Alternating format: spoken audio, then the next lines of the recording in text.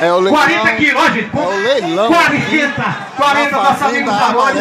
Pesou dentro de 40 quilos. Então, R$256. Se não tiver mais, eu vou entregar. Foi gel, né?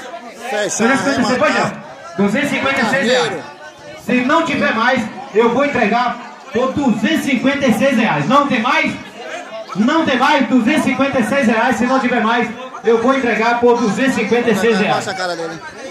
Não? Passa a cara do carneiro. Vale mais. Aê. Vale mais um pouco, né, Gel?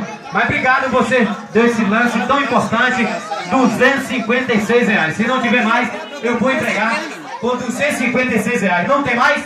Não? Não chamou? Ninguém chamou? Silenciou? Consulta a mesa. R$256. R$256. Bateu o martelo. Eu tenho R$256. Se não tiver mais, eu vou entregar. Wesley, vem pra cá, nego. Tá ali. Obrigado pela atenção, meu nego. R$256. Se não tiver mais, eu vou entregar por R$256. Não tem mais? Não? Dole uma. Não perca a oportunidade. Pra fechar. Não pode perder essa oportunidade. Dole duas. Entregue a Gel por R$256. Aê, Gel.